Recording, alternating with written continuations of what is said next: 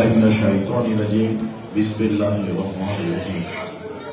সম্মানিত ভাইরা, আমাদের প্রাণপ্রিয় বেগম খালেদা জিয়ার সুস্থতা কামনায় দোয়া এবং তার সুস্থতার জন্য গরিব ভাই বোনদের কম্বল বিতরণ অনুষ্ঠানের সহযোগিতা সভাপতি তেজেতারা বিএনপির অন্যতম নেতা কামাল মাহমুদ আমাদের মাঝে উপস্থিত আছেন।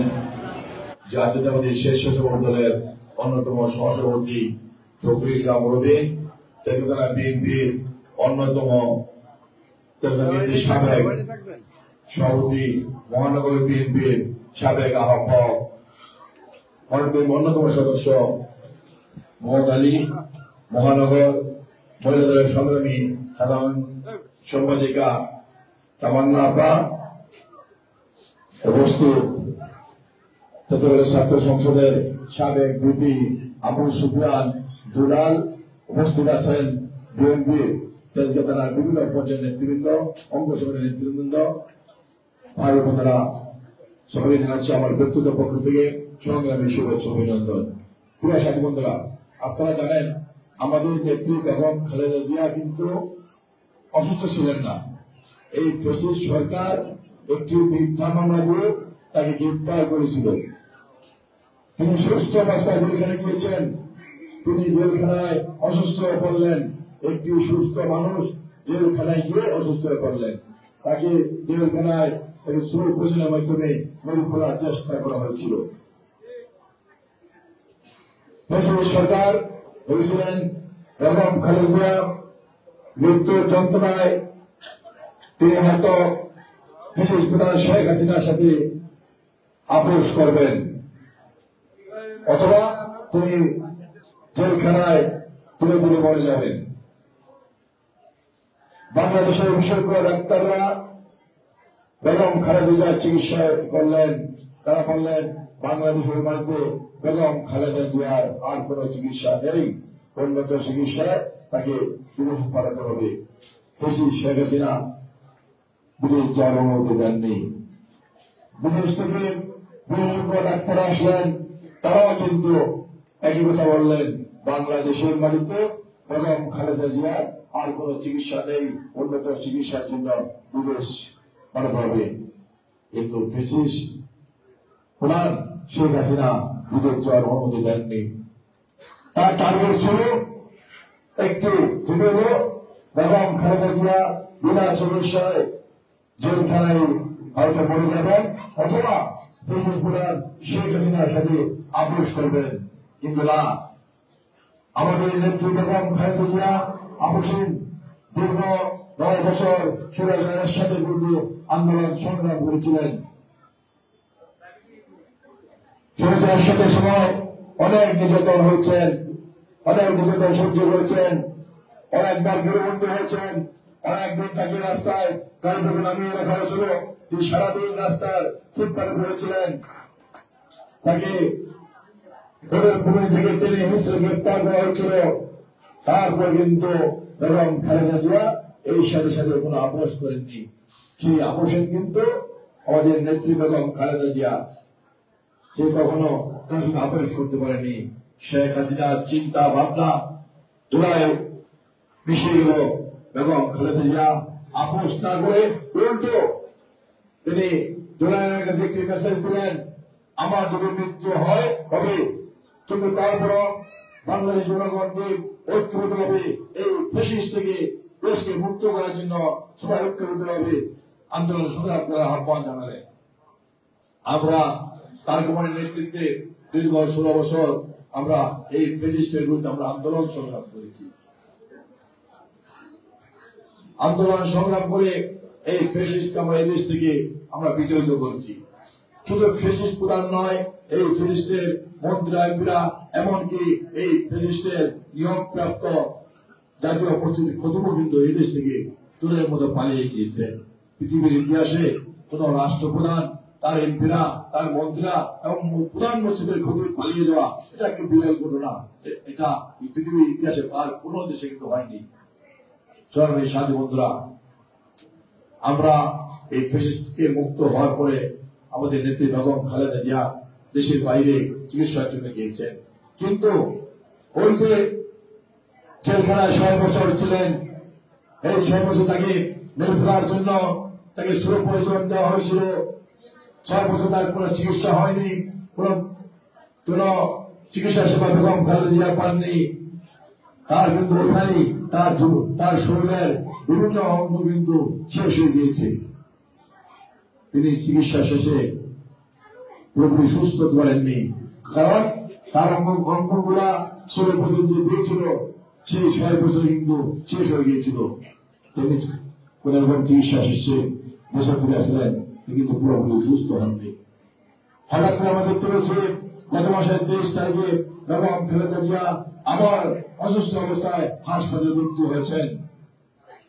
হাসপাতালে ভর্তি হওয়ার পরে একটি পর্যায়ে এসে তার ডাক্তাররা, তার চিকিৎসকরা বললেন বেগম খালেদা জিয়ার ডাক্তারি পেশায় যে চিকিৎসা তার আর কোন সুযোগ নেই, এখন বাকি আল্লাহ পাকের উপর নির্ভর করে আল্লাহ পাক কি করেন। এই সিদ্ধান্ত করে বাংলাদেশের সমস্ত প্রান্তে বেগম খালেদা জিয়ার জন্য দোয়া করা হয়েছে।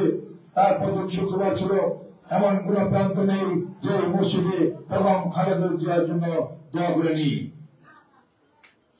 বিভিন্ন ধর্মের অনেকবন্ধু তাদের বৈষ্ণবে বেগম খালেদার জন্য প্রার্থনা করেছেন, আল্লাহ পাক যেন বেগম খালেদাকে সুস্থ করে আমাদের মাঝে ফিরিয়ে দেন। বাংলাদেশের সমস্ত ধর্মের মনের মানুষ, বাংলাদেশের 18 কোটি মানুষ একত্রে বেগম খালেদা জিয়ার জন্য দোয়া করেছেন, কান্না করেছেন। এই জন্য আমাদের নেত্রী বেগম খালেদা জিয়া এখনো বেঁচে আছে। আপনারা দেখেছেন সোশ্যাল মিডিয়ায়, বিশেষ করে বাংলাদেশের আলেম সমাজ কিন্তু তারা মন করে বেগম খালেদা জিয়ার জন্য দোয়া করছেন, আল্লাহ পাক যেন বেগম খালেদা জিয়াকে সুস্থ করে দেন। বেগম খালেদা জিয়া 3 বারের প্রধানমন্ত্রী ছিলেন। বেগম খালেদা জিয়া বাংলাদেশের মানুষের উন্নয়নের জন্য কাজ করেছেন। বন্যা, ঝড়ের শ্বাস, ঘূর্ণিঝড় কোন কিছু কিন্তু তাকে আটকে রাখতে পারেনি। তিনি বাংলাদেশের এক প্রান্ত থেকে অন্য প্রান্ত মানুষের সেবার জন্য কাজ করেছেন, মানুষের উন্নয়নের জন্য কাজ করেছেন, ইসলামের ঐক্য, ইসলামের উম্মার জন্য কাজ করেছেন। বেগম খালেদা জিয়া আলেমদের সম্মান করতেন, আলেমদের সৎকার করতেন। তিনি ইসলামী উম্মার জন্য তিনি বিভিন্ন রকম কাজ করেছেন। তিনি ইসলামী শিক্ষা উন্নয়নের জন্য কাজ করেছেন, ইসলামী শিক্ষা বিস্তারের জন্য কাজ করেছেন। তিনি বিশেষ করে কওমি মাদ্রাসাগুলোর উন্নয়নের জন্য কাজ করেছেন। আপনারা দেখেছেন বাংলাদেশে আলেম সমাজ যখন তাদের দাবি নিয়ে শাপলা চত্বরে সমাবেশ করেছিল, আমাদের নেত্রী বেগম খালেদা জিয়া বলেছেন বাংলাদেশের প্রতিটি মানুষের উচিত এই আলেমদের পাশে দাঁড়ানো, শাপলা চত্বরে গিয়ে আলেমদের পাশে দাঁড়িয়ে আলেমদেরকে সমর্থন করার জন্য। সেই নেত্রী বেগম খালেদা জিয়া আজকে অসুস্থ। এখানে আজকে বাংলাদেশে প্রতিটি মানুষ মন করে আজকে বেগম খালেদা জিয়ার জন্য দোয়া করছে। আমরা বিশ্বাস করে আল্লাহ তাআলা মানুষকে যেমন জন্ম দিয়েছেন, মৃত্যু তার হাতে, আল্লাহ পাক ইচ্ছা করলে আমাদেরকে, আমাদের নেত্রীকে সুস্থ করে দিতে পারেন। তাই আমরা সবাই আহ্বান থাকবে, আপনারা সবাই মিলে মন খুলে যে নেত্রী মানুষের সেবার জন্য কাজ করেছেন, ইসলামী উম্মার জন্য কাজ করেছেন, ইসলামী শিক্ষার জন্য কাজ করেছেন, সেই নেত্রীর জন্য মন খুলে দোয়া করবেন, আল্লাহ পাক যেন তাকে সুস্থ করে আমাদের মাঝে ফিরিয়ে দেন। প্রিয় সাথী বন্ধুরা, আমরা দীর্ঘ 16 বছর এই ফ্যাসিস্ট শেখ হাসিনার বিরুদ্ধে আন্দোলন সংগ্রাম করেছি। গত 16 বছর কিন্তু বাংলাদেশের মানুষ ভোট দিতে পারেনি। স্থানীয় নির্বাচন, জাতীয় সংসদ নির্বাচন, এমনকি কোন সামাজিক সংগঠনের নির্বাচনে কিন্তু বাংলাদেশের মানুষ ভোট দিতে পারেনি। দিনের ভোট রাতে গিয়ে সম্পূর্ণ করেছে। আজকে বাংলাদেশের মানুষ ভোট দেওয়ার অপেক্ষা আছে। বিশেষ করে তরুণ সমাজ, যুব সমাজ, গত 18 বছর যারা ভোটার হয়েছেন তারা কিন্তু ভোট দিতে পারেননি। আজকে মানুষ অপেক্ষা আছে কখন তারা ভোট দিতে পারবেন। এই বর্তমান সরকার আগামী বছর ফেব্রুয়ারি মাসে একটি নির্বাচন দেওয়ার প্রতিজ্ঞা করেছেন। আমি বিশ্বাস করি সেই নির্বাচনে হবে ইনশাআল্লাহ। এই নির্বাচন নিয়ে অনেক ষড়যন্ত্র হচ্ছে, অনেক চক্রান্ত হচ্ছে। যারা জিততে পারবে না, কখনো বাংলাদেশের মানুষ তাদের ক্ষমতা দেয়নি, কখনো বাংলাদেশের মানুষ তাদেরকে গ্রহণ করেনি। বিশেষ করে আমি বলবো, যে দলটি স্বাধীনতার বিরুদ্ধে ছিল, মুক্তিযুদ্ধের বিরুদ্ধে ছিল, যে দলটি বাংলাদেশের স্বাধীনতা চায়নি, যে দলটি বাংলাদেশের মানচিত্র চায়নি, যে দলটি বাংলাদেশের পতাকা চায়নি, সেই দলটি কিন্তু আজকে জিততে পারবে না ভেবে আজকে বাংলাদেশের আজকে নির্বাচনের বিরুদ্ধে চক্রান্ত করছে, ষড়যন্ত্র করছে। সেই ব্যাপারে আমাদেরকে বিশেষ করে তরুণ সমাজকে, যুব সমাজকে সজাগ থাকতে হবে। প্রিয় সাথী বন্ধুরা, এই স্বাধীনতা বিরোধী দলটি তাদের দলের নামের সাথে ইসলাম লাগিয়ে তারা ইসলামের দোহাই দিয়ে ক্ষমতায় যেতে চায়। আরেক দিকে তারা ইসলামকে ধ্বংস করে, পার্শ্ববর্তী একটি রাষ্ট্রকে খুশি করে, একটি গোষ্ঠীকে খুশি করে তারা ক্ষমতায় যেতে চায়। এই দলকে আজকে আমি মনে করি ইসলামকে ধ্বংস করে তার চক্রান্ত করছে। তাই তরুণ সমাজের প্রতি আহ্বান থাকবে, যুব সমাজের প্রতি আহ্বান থাকবে, মুসলমান ভাইদের প্রতি আহ্বান থাকবে, যে দলটি আজকে আমাদের প্রিয় নবীর বিরুদ্ধে কথা বলেন, যে দলটি আজকে আমাদের পবিত্র রমজানের মধ্যে কথা বলেন, যে দলটি আজকে আমাদের পবিত্র কোরআনের মধ্যে কথা বলেন, আমাদের নবীর প্রধানমন্ত্রী বিবি খাদিজার মধ্যে কথা বলেন, সেই দলটিকে বাংলাদেশের মানুষ, বাংলাদেশের তরুণ সমাজ, যুব সমাজ, বাংলাদেশের মুসলমান ভাইরা কখনো ভোট দিতে পারে না, ভোট দিতে পারে না। প্রিয় সাথী বন্ধুরা, বিএনপি এমন একটি দল, বিএনপি হল মুক্তিযুদ্ধের দল, মুক্তিযুদ্ধের ঘোষকের দল, বিএনপি হল মুক্তিযোদ্ধাদের দল। বাংলাদেশে বিএনপিতে সবচেয়ে বেশি মুক্তিযোদ্ধা, সেক্টর গভর্নর সবাই চোখে বেশি বিএনপিতে। বিএনপির নেতারা, বিএনপির প্রতিষ্ঠাতা বরঙ্গরে যুদ্ধ করে যে স্বাধীন করেছেন, দেশের মানুষকে একটি পতাকা দিয়েছেন, একটি রাষ্ট্র দিয়েছেন। আর বিএনপি প্রতিষ্ঠা করেছেন শহীদ রাষ্ট্রপতি জিয়া রহমান। তিনি বাংলাদেশের সংবিধানে বিসমিল্লাহির রহমানির রহিম সংযোজন করেছিলেন। শহীদ রাষ্ট্রপতি জিয়া রহমান যখন ক্ষমতা ছিলেন, তিনি আলেমদের সম্মান করতেন, তিনি আলেমদের শ্রদ্ধা করতেন, তিনি বাংলাদেশের ইসলামের উন্মোচনের কাজ করেছেন। শুধু বাংলাদেশে নয়, বিশ্বের বিভিন্ন আসে মুসলমান উন্মোচনের কাজ করেছেন। আপনারা জানেন, শহীদ রাষ্ট্রপতি জিয়া রহমান যখন তিনি ছিলেন, ইরানিরা যুদ্ধ বন্ধের জন্য কাজ করেছেন। এমনি তিনি ইসলামের বিশ্ব তিনি ইসলামের উন্নয়ন নেতা হয়েছিলেন। তার দল বিএনপি। বেগম খালেদা জিয়া তিনবার প্রধানমন্ত্রী ছিলেন, দুটো কিন্তু বাংলাদেশের ইসলামী উন্নয়নের কাজ করেছেন, আলেমদের সম্মান করতেন, শ্রদ্ধা করতেন, ইসলামী শিক্ষা বিস্তার করে কাজ করেছেন। সেই দল বিএনপি। সাধু বন্ধুরা, সেই কারণে আজকে বলতে চাই, আগামী নির্বাচনে বিএনপিকে ধানের শীষে ভোট দিয়ে এদেশের স্বাধীনতা সার্বভৌমত্ব অক্ষুণ্ণ রাখতে হবে। বিএনপিকে ধানের শীষে ভোট দিয়ে বাংলাদেশের গণতন্ত্র, বাংলাদেশের ইসলামী ঐক্য, ইসলামী অগ্রযাত্রাকে অটল রাখতে হবে। সংগ্রামীরা, আগামী বছর ফেব্রুয়ারি মাসে যে নির্বাচন হবে, সেই নির্বাচনে বিএনপির পক্ষ থেকে আমাকে ধানের শীষে নির্বাচন করার সুযোগ দিয়েছেন।